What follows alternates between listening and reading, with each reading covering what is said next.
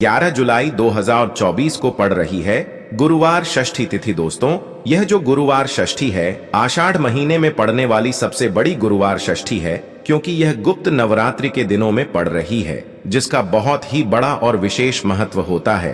और ऐसा दिन पूरे साल में सिर्फ एक ही बार आता है। और दोस्तों, आप सभी लोग जानते हो कि गुरुवार षष्ठी का अगर सबसे बड़ा कोई उपाय है तो वो एक छुटकी हल्दी वाला उपाय है। तो दोस्तों, इस गुरुवार की षष्ठी तिथि के दिन आप लोगों को इस एक छुटकी हल्दी वाले उपाय को जरूर करना है। बहुत सारे लोग होंगे जिन लोगों ने इस उपाय को ना किया हो, मतलब पूरा महीना निकल गया आषाढ़ महीने का, उन्होंने किसी भी दिन इस हल्दी वाले उपाय को ना किया हो। पर दोस्तों, आपके पास एक आखिरी मौका बचा हुआ है, जो कि 11 जुलाई के दिन। तो इस दिन आप लोगों को इस वाले उपाय को जरूर कर लेना है। भले ही आपने पूरे महीने भर इस उपाय को ना किया हो, पर अगर आपने इस आषाढ़ महीने के गुरुवार षष्ठी तिथि के दिन अगर इस वाले उपाय को कर लिया, तो आपको इस उपाय को करने का वह फल मिलेगा जिसकी आपने कभी कल्पना भी नहीं करी होगी। इसीलिए आप लोग इस वाले उपाय को एक बार जरूर कर लेना, ताकि आप लोगों के हाथ से यह मौका ना जा सके और आपको इस उपाय को करने का फल मिल सके। दोस्तों, ये उपाय पंडित जी ने अपनी अभी की ही शिव महापुराण की कथा में बताया है, जिस उपाय को आज हम आपको बहुत अच्छे से समझाने वाले हैं। इस वीडियो को देखने के बाद इस उपाय को समझने के लिए आपको कोई और वीडियो को देखने की जरूरत नहीं पड़ेगी। तो चलिए दोस्तों, उपाय को शुरू करते हैं। देखिए, यह इस आषाढ़ महीने के गुरुवार षष्ठी गुप्त नवरात्रि के दिन यह इतना खास होता है, इतना महत्वपूर्ण होता है। देखा है कभी कभी बड़े बड़े पूजा पाठ अनुष्ठान से जो मनोकामना पूर्ण नहीं होते, वह आषाढ़ महीने के दिन एक छोटे से उपाय करने से ही आपकी मनोकामना पूर्ण हो जाती है। और बहुत सारे लोगों ने इस उपाय को किया भी है और उनको इस उपाय को करने का फल भी जरूर मिला है। अगर आप लोग भी इस उपाय को करना चाहते हैं तो आप इस उपाय को पहले अच्छे से समझ लेना, सुन लेना, उसके बाद करना। आपको इस उपाय का फल जरूर मिलेगा। और इस उपाय को कर लेने से आपके घर में चाहे किसी भी प्रकार की दुख और समस्या क्यों ना चल रही हो, आपको उसका कारण भी नहीं पता है कि भाई यह समस्या किस कारण से चल रही है। उसका कुछ भी कारण हो सकता है, जैसे पितृदोष हो सकता है या किसी भी तरह का मंगल दोष भी हो सकता है। तो इस दिन आप लोगों को यह वाला उपाय कर लेना है। यह एक ऐसा उपाय है जिस उपाय को अगर किसी विशेष दिन पर किया जाए तो भाई उस विशेष दिन का जो है वह तो हमें मिलता ही मिलता है। पर हमने उस दिन पर इस उपाय को किया है तो हमें उससे भी बड़ा फल मिलता है, और फल बहुत जल्दी मिलता है, क्योंकि आप इस उपाय को बहुत ही बड़े और विशेष दिन पर कर रहे हो।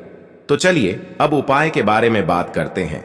लेकिन उससे पहले आप लोगों को यह जानना आवश्यक है कि आखिर यह उपाय किस समय करना है, किसको करना है और कैसे करना है। तो चलिए हम आगे आपको वीडियो में एक एक करके बता देते हैं। लेकिन उससे पहले अगर आप लोग हमारे चैनल पर नए हैं तो हमारे चैनल को सब्सक्राइब कर लेना और इस वीडियो को लाइक करके कमेंट बॉक्स में श्री शिवाय नमतु ओम नम शिवाय जरूर टाइप कर देना। तो दोस्तों, इस हल्दी वाले उपाय को हमें इस गुरुवार षष्ठी के दिन कैसे करना है, किसको करना है, किस समय करना है और कहां पर करना है, ये सारे सवालों के जवाब आपको इस वीडियो में मिल जाएंगे। और जो ये वीडियो देखेगा भाई, उसको एक छुटकी हल्दी वाला उपाय जरूर करना चाहिए, क्योंकि इस दिन हल्दी का भी बहुत ही बड़ा और विशेष महत्व होता है। और जब बात आ जाए हल्दी के उपाय की तो यह सोने सुहागा वाली बात हो जाती है, और यह एक बहुत ही बड़ा उपाय हो जाता है इस गुरुवार षष्ठी गुप्त नवरात्रि का। तो अब दोस्तों, इस एक छुटकी हल्दी वाले उपाय को आखिर करना किसको है, सबसे पहले हम लोग वह बात जान लेते हैं। तो देखो, घर की जो बड़ी माताएं बहनें होती हैं, उन माताओं बहनों में से कोई भी एक बड़ी माता बहन इस वाले उपाय को कर सकती है। और दोस्तों, अगर आप चाहें तो अपने घर में से सभी सदस्यों को भी इस उपाय को करवा सकते हैं।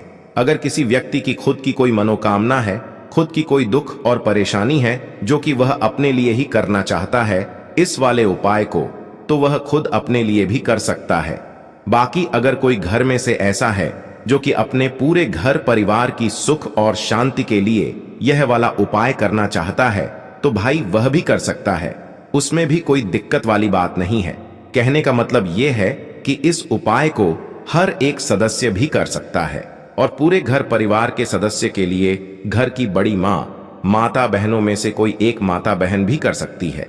माताएं बहनें अगर घर में उपस्थित ना हो या वह यह वाला उपाय ना कर पा रही हो तो फिर घर का कोई बड़ा सदस्य भी इस हल्दी वाले उपाय को कर सकता है, चाहे फिर वह पुरुष ही क्यों ना हो। उसमें कोई भी दिक्कत वाली बात नहीं है। अब दोस्तों, इस हल्दी वाले उपाय को हमें करना कहां पर है? हमें इसे घर के मंदिर और तुलसी के क्यारे में जाकर करना है। बहुत सारे लोग प्रश्न करते हैं, हर एक उपाय को करते समय क्या हम इस उपाय को अगर घर पर तुलसी का पौधा ना हो तो मंदिर में कर सकते हैं? तो इस वाले उपाय को अगर घर पर करोगे तो ज्यादा अच्छा होगा। अगर मंदिर में तुलसी का पौधा है और वहां करोगे तो भी कर सकते हो इस वाले उपाय को।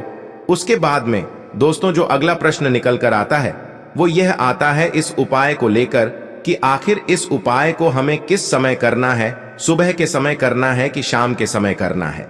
तो देखो, इस वाले उपाय को आप लोग सुबह के समय भी कर सकते हो और शाम के समय प्रदोष काल में भी कर सकते हो। अब अगर आप पूछो कि भाई सबसे उत्तम समय कौन सा रहेगा इस एक छुटकी हल्दी वाले उपाय को करने का, तो हम आपसे बस यही कहेंगे कि इस उपाय को आप शाम के समय करेंगे तो ज्यादा बेहतर होगा।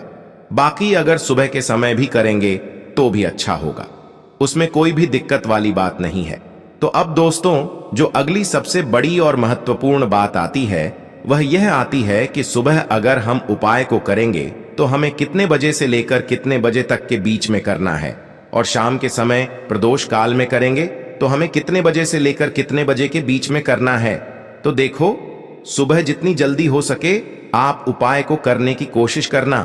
बाकी अगर किसी कारणवश लेट भी हो जाओ, थोड़ी देर भी हो जाए, तो 10 या 11 बजे तक भी आप उपाय कर लेना, पर 12 बजे से ज्यादा देरी ना हो, ठीक है? इस बात का ध्यान रखना। उसके बाद में दोस्तों अगर शाम के समय प्रदोष काल की बात करें, प्रदोष काल का जो समय होता है वो शाम के 6 बजे से शुरू हो जाता है। मतलब शाम के 6 बजे से लेकर 7 बजे के बीच का जो समय होता है ये समय प्रदोष काल का समय होता है। पर अभी जो मौसम चल रहा है इस मौसम में जो है शाम बहुत देरी से होती है, तो आप इस उपाय को 7 या 8 बजे के बीच में भी कर सकते हो। मतलब शाम के 6 बजे से रात 8 बजे के बीच में आप कभी भी इस वाले उपाय को कर सकते हो, उसमें कोई भी दिक्कत वाली बात नहीं है।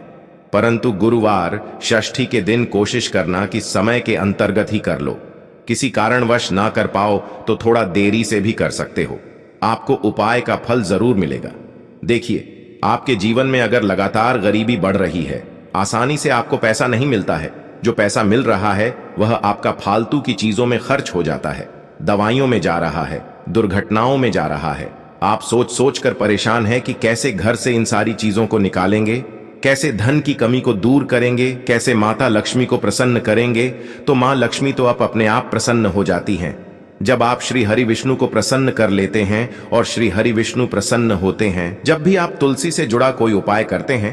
तो आज की वीडियो में वही आपको बताने वाले हैं कि इस दिन को आपको जाने नहीं देना है, यह उपाय करना है। और देखिए फिर कैसे आपके घर पर, आपके घर में जितने भी सदस्य हैं उनके जीवन में धन की जो है वह बाढ़ जैसी आ जाएगी और कभी भी धन की कमी आपके घर में नहीं होगी। तो करना क्या है, आपको ये उपाय गुरुवार के दिन करना है ना? तो ये उपाय जब आप करेंगे तो ये उपाय आपको सुबह के टाइम पर करना है। एक चुटकी यहां पर आपको लेना है पिसी हुई हल्दी, साथ ही साथ आपको लेने हैं मिश्री के कुछ दाने, ठीक है ना? यहां पर आप गुड़ भी ले सकते हैं। अब आपको क्या करना है, पिसी हुई हल्दी जो है वो सूखी पिसी हुई हल्दी को आपको तुलसी के पौधे में डालना है। गुरुवार के दिन स्नान आदि कर लेंगे सबसे पहले, उसके बाद सूखी पिसी हुई हल्दी आपको तुलसी के पौधे में अच्छे से डाल देना है। बस हल्दी डालते समय आपको ओम नमो भगवते वासुदेवाय नमः, ओम नमो भगवते वासुदेवाय नमः इस मंत्र को बोलना है और अच्छे से तुलसी के पौधे में आपको हल्दी को डाल देना है। अब देखिए, जैसे ही आप तुलसी के पौधे में हल्दी डालते हैं, ऐसा समझ लीजिए कि श्री हरि विष्णु आपसे बहुत ज्यादा प्रसन्न हो जाते हैं, क्योंकि हल्दी श्री हरि विष्णु से जुड़ी है, गुरु ग्रह से जुड़ी है। और हल्दी जब आप तुलसी के पौधे में डालते हैं तो इससे होता क्या है, तुलसी मैया का स्वास्थ्य बहुत उत्तम होता है, आपका तुलसी का पौधा हमेशा अच्छा रहता है। तो देखिए, जब आप तुलसी मैया का ध्यान रखते हैं, अपने घर में तुलसी के पौधे को बहुत हरा भरा रखते हैं, है ना, उनकी अच्छे से देखभाल करते हैं, तो यहां पर श्री हरि विष्णु आपके जीवन के दुखों को दूर करने के लिए खोद आते हैं। तो उनकी कृपा जब होती है ना, तो मां लक्ष्मी की कृपा तो अपने आप हो जाती है, क्योंकि जहां श्री हरि विष्णु होते हैं वहां धन की देवी माता लक्ष्मी होती हैं। अब देखिए, जब आप हल्दी अच्छे से डाल देंगे, उसके बाद थोड़े से मिश्री के दाने आपको तुलसी मैया को अर्पित कर देने हैं। गुड़ भी आप उन्हें अर्पित कर सकते हैं। छोटी सी कटोरी ले लें, उसके अंदर आप गुड़ रख दें, थोड़ी सी मिश्री रख दें और तुलसी जी के पौधे के पास रख दें। अब यहां पर आपको तुलसी मैया से कहना है कि हे धन की देवी तुलसी मैया, क्योंकि मां लक्ष्मी का ही स्वरूप है तुलसी मैया, मेरे घर में हमेशा धन बढ़े, निरंतर धन बढ़ता चला जाए, ऐसा धन आए कि मैं धन संभाल ना पाऊं। इतनी कृपा मुझ पर आप कर देना। तो पूरी सच्ची श्रद्धा से आपको गुरुवार के दिन यह उपाय करना है, मां तुलसी से कहना है। फिर देखिए कैसे आपके घर में धन की वर्षा होती चली जाएगी, और जीवन से तो क्या, आने वाली पीढ़ियों के जीवन से भी निर्धनता और गरीबी दूर हो जाएगी। क्योंकि आषाढ़ का महीना, गुरुवार का दिन, उस पर भी गुप्त नवरात्रि, तो इससे उत्तम उपाय क्या ही होगा। तो चलिए अब बात कर लेते हैं अपने दूसरे उपाय की। जैसा कि आप सभी जानते हैं, गुप्त नवरात्रि के बहुत ही प्यारे और पावन से दिन चल रहे हैं, साथ ही साथ आड़ का महीना चल रहा है। अब यह जो महीना होता है आड़ का, इसमें विशेषकर श्री हरि विष्णु का बहुत ज्यादा पूजन किया जाता है, क्योंकि इस महीने के बाद से श्री हरि विष्णु योग निद्रा में चले जाते हैं और फिर 4 महीने बाद ही वह अपनी योग निद्रा से जागते हैं। तो इसलिए जितना हो सके आषाढ़ के महीने में आप श्री हरि विष्णु को प्रसन्न करें, जिससे कि श्री हरि विष्णु आपको आशीर्वाद देकर जाएं कि कभी भी आपको धन को लेकर परेशान ना होना पड़े। देखिए, ये जो 4 महीने होते हैं जिसमें श्री हरि विष्णु योग निद्रा में चले जाते हैं, उससे पहले जितना हो सके श्री हरि विष्णु को प्रसन्न कर ले। मां लक्ष्मी की कृपा तो आपको मिलती ही मिलती है। अब देखिए, दूसरा उपाय जो आपको बताने जा रहे हैं, यह उपाय श्री हरि विष्णु से जुड़ा है, और इस उपाय को करने से आपकी तिजोरी हमेशा धन से भरी रहेगी और हमेशा श्री हरि विष्णु का आशीर्वाद आपके साथ रहेगा। तो हर व्यक्ति यही चाहता है कि उसकी तिजोरी हमेशा धन से भरी रहे, कभी खाली ना हो, है ना। तो देखिए आपको करना क्या है। आपको यहां पर तुलसी के पौधे से तुलसी की मंजरी लेनी है। रविवार के दिन नहीं लेंगे, एकादशी के दिन नहीं लेंगे, इस चीज का ध्यान रखें। तुलसी की मंजरी ले लेंगे, एक देसी घी का दीपक तैयार कर लेंगे, इसी दीपक के अंदर एक चुटकी पिसी हुई हल्दी डाल देंगे, गोल बाती का दीपक बनाएंगे, ठीक है ना, रुई की बाती लगाएंगे और इसी में एक चुटकी पिसी हुई हल्दी डाल देंगे। अब यह दीपक सबसे पहले श्री हरि विष्णु के आगे जलाकर रख देंगे अपने घर के मंदिर में, और फिर तुलसी की मंजरी जो है यह श्री हरि विष्णु को अर्पित कर देंगे।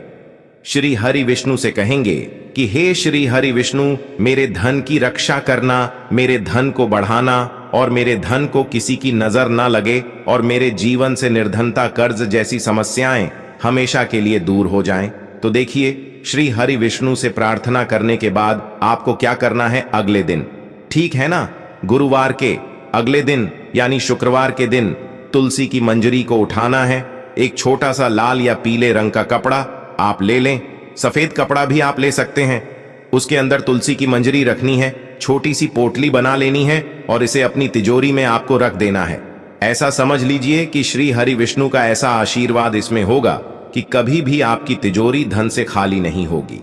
जो लोग कहते हैं कि धन आसानी से आता नहीं है, आसानी से मिलता नहीं है, धन हमारा बढ़ नहीं रहा है, धन को नर लग जाती है, बहुत घर में पैसों की बर्बादी है, उनके जीवन में भी चमत्कार होगा। जब इस उपाय को आप करते हैं तो बहुत ही उत्तम उपाय है। यह उपाय आप करें, ऐसा समझ लीजिए कि श्री हरि विष्णु का ऐसा आशीर्वाद मिलेगा कि कभी भी आपके धन में कमी नहीं आएगी।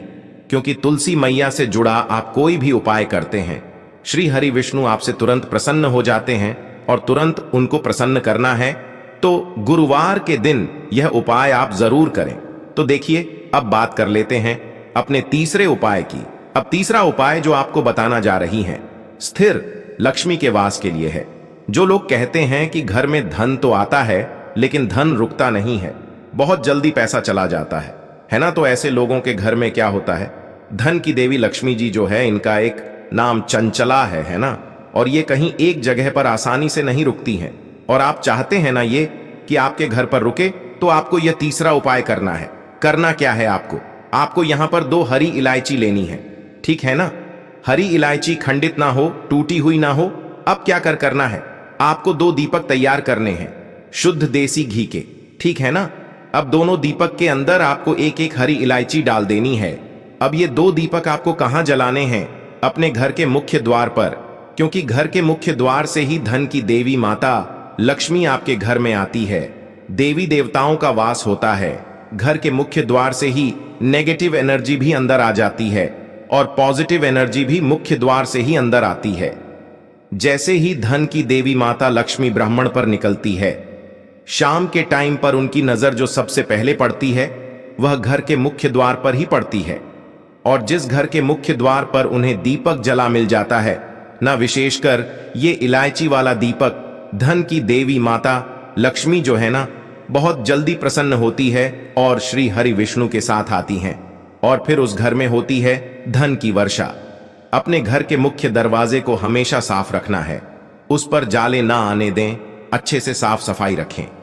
कांटे वाले पौधे बिल्कुल आपको घर के मुख्य दरवाजे पर नहीं लगाने हैं और अपने घर के मुख्य दरवाजे पर 2 दीपक आपको श्री हरि विष्णु और मां लक्ष्मी के नाम से जरूर लगाना है। तो जो व्यक्ति इस उपाय को कर लेता है, ऐसा समझ लीजिए धन की वर्षा भी घर में होती है और धन इतनी तेजी से बढ़ता है कि व्यक्ति को अपने आप पर, अपने जीवन पर है ना विश्वास नहीं होता है कि मेरे जीवन में ऐसा ऐसा चमत्कार हो रहा है। तो चमत्कार देखना है तो यह उपाय आप करें और फिर अपने जीवन में खुद चमत्कार देखें। तो दोस्तों, ये थे पूज्य गुरुजी द्वारा बताए गए 3 बहुत ही खास उपाय। अगर आपको जानकारी अच्छी लगी हो तो वीडियो लाइक करिएगा।